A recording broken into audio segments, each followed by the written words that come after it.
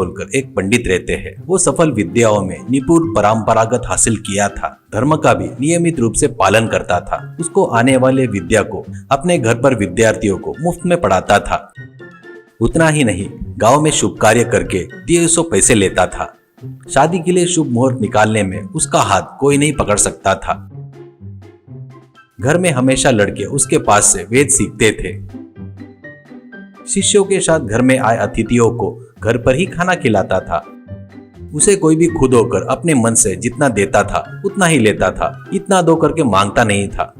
विष्णु शर्मा की पत्नी निर्मला उसके लिए बहुत ही अनुकूल पत्नी थी, अच्छे गुणों वाली थी।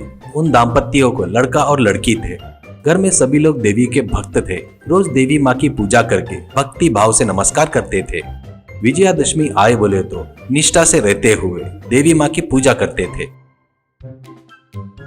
एक दिन विष्णु शास्त्री के लड़की को देखने के लिए लड़के वाले आते हैं। उनको लड़की बहुत पसंद आती है, पर उनको राशि पंचांग में कुछ दोष के कारण शादी 1 साल तक नहीं कर सकते करके और तब तक रुकेंगे करके तभी शादी करेंगे करके बताकर चले गए।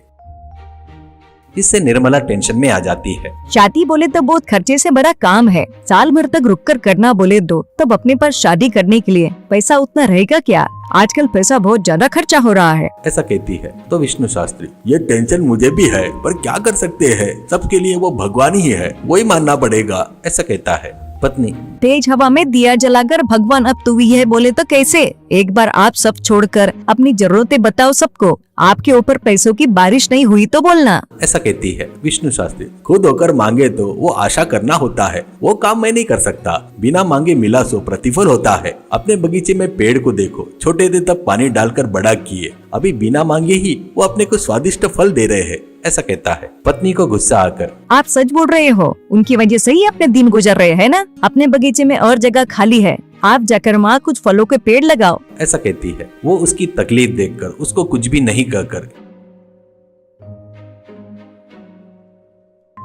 एक सब्बल लेकर खोदना शुरू करता है। थोड़ा गहरा खोदने पर सब्बल को कुछ खन्न बोलकर लगता है। वो आश्चर्य से गहरा खोदता है। तब पुरातन काल का एक तांबे का मटका बाहर निकलता है। उस मटके में भरकर सोने की मुद्राएं रहते हैं। वो मटका ले जाकर पत्नी को दिखाकर जो हुआ बताता है। वो खुश होकर, ये देवी माँ धर्म देवता के रूप में अपने को आशीर्वाद दिए है, आज से अपनी पूरी तकलीफें खत्म हो गई, ऐसा कहती है। विष्णु शास्त्री, अब तक अपने धर्म का पालन करते हुए जिया। जमीन के अंदर से निकला हुआ धन अपना नहीं है, वो राजा को मिलना चाहिए, ये उनको सौंपना मेरी जवाबदारी है। कहकर वो कितना भी बोले तो भी नहीं सुनकर वो ले जाकर राजा को देता है।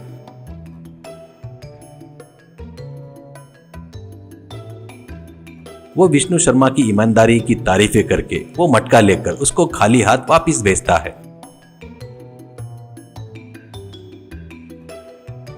घर में निर्मला, मैंने बताई तो सुने क्या? कारीब खाना देती है कपड़े, ये ईमानदारी के बदले कुछ भेंट उपहार भी नहीं दिया वो राजा ने, कहकर दुखी होती है। विष्णु शर्मा, एक अच्छा नागरिक होने के नाते मैंने मेरी जवाबदारी निभाया। जवाबदारी के बदले में कुछ मिलेगा करके आशा करना ठीक नहीं है, अच्छे नागरिक के लक्षण नहीं है, करके उसको समझाता है। अगले दिन उस गड्ढे में झाड़ लगाने जाता है तो वहाँ पर उसको और एक तांबे का मटका भरकर सोने की मुद्राएं दिखती है। वो आश्चर्य से वो लेकर फिर से राजा को ले जाकर देता है। ऐसे रोज एक गुंडी मिलना और विष्णु शास्त्री उसको ले जाकर राजा को देना चलते रहता है। एक दिन राजा को विष्णु शर्मा के ऊपर शक होता है और वो, महामंत्री जी, एक ही बगीचे में इतने सारे मटके मिलना मुझे बड़ा अजीब लग रहा है। ऊपर से वो ईमानदारी से लाकर दे रहा है, वो तो बहुत ही अजीब लग रहा है। असल में अभी तक उसने लाकर दिया सो सोने की मुद्राएं कितने हैं, गिनो, करके कोष अधिकारी को बताओ करके कहता है। कोष अधिकारी खजाने में देखे तो वहाँ पर एक भी तांबे का मटका नहीं दिखता।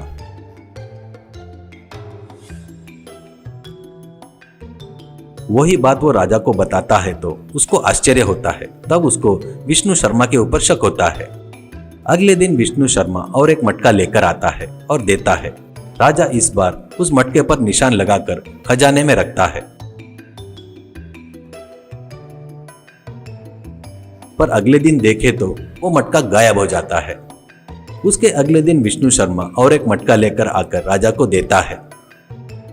वो उस पर देखता है तो उन्होंने लगाया हुआ निशान दिखता है। वो देखकर उनको बहुत गुस्सा आता है और वो, इसे ले जाकर कारागृह में डाल दो, कहता है सैनिकों से।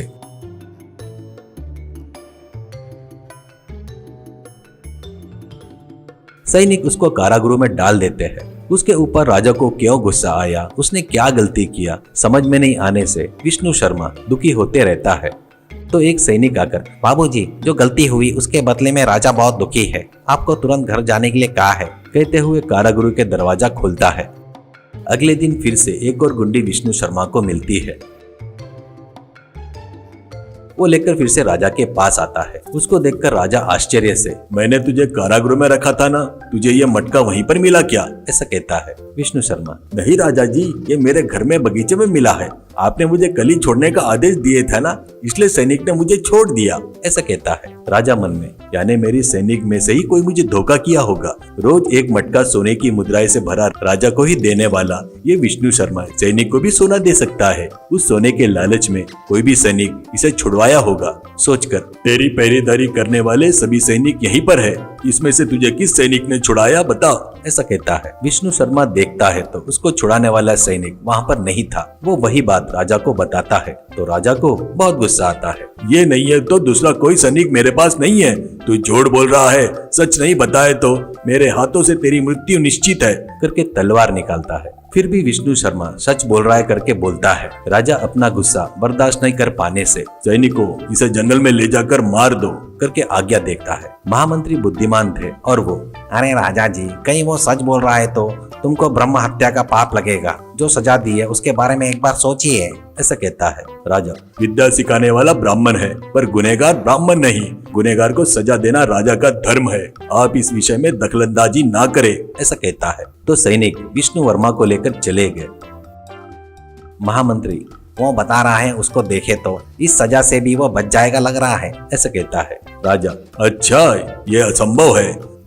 पर बड़े अजीब बात हो जाती है। अगले दिन विष्णु वर्मा और एक गुंडी के साथ राजा के दरबार में आता है। उस गुंडी पर राजा ने लगाया हुआ निशान भी था। वो देखकर राजा को आश्चर्य होता है। तुम वापिस कैसे आए, करके पूछता है। तो विष्णु वर्मा, प्रभु, मेरी परीक्षा क्यों ले रहे हो, कल हम आधे रास्ते में थे तब आपके दूत आकर मुझे छुड़वा कर लेकर चले गए ना, ऐसा कहता है। राजा आश्चर्य से, कौन है वो दूत, ऐसा कहता है। विष्णु वर्मा देखे तो वहाँ पर कोई दूत नहीं दिखाई देता। वो यही बात राजा को बताता है। तो राजा गुस्से में आकर, तू एक मायावी है, तुझे मैं सजा दूंगा, करके तलवार निकालता है। बस वहाँ पर देवी माँ प्रत्यक्ष होती है। राजा, शांत हो जा, नहीं तो मेरा उग्र रूप देखेगा। विष्णु वर्मा सच बोल रहा है, मैंने हर जगह पर रूप बदल कर बचाया है, इसलिए वो सैनिक को नहीं देख पाया। एक गरीब ब्राह्मण मिला हुआ धन को ईमानदारी से लाकर दिया तो उसको थोड़ा बहुत कुछ भी तेरे से देना नहीं हुआ तो उसको सजा देने का अधिकार तुझे नहीं है। तांबे के मटके में सोने की निधि नहीं है, वो मैं धर्म से उसको दिया है, ये वो अपना नहीं समझकर तुझे लाकर दे रहा था, ये तेरे लिए नहीं है, इसलिए उसको वापस मैं उसके बगीचे में रख रही थी। जिस देश का राजा अपने प्रजा के सुख दुख के तरफ ध्यान नहीं देता है, उस देश की प्रजा प्रतिफल के लिए धर्म देवता पर ही आधारित रहते हैं। धर्म देवता जो देता है उस पर राजा का हक नहीं रहता, करके बताती है। राजा अपनी गलती मानकर विष्णु शर्मा को वो मटका देकर वापस भेजता है। देवी माँ गायब हो जाती है।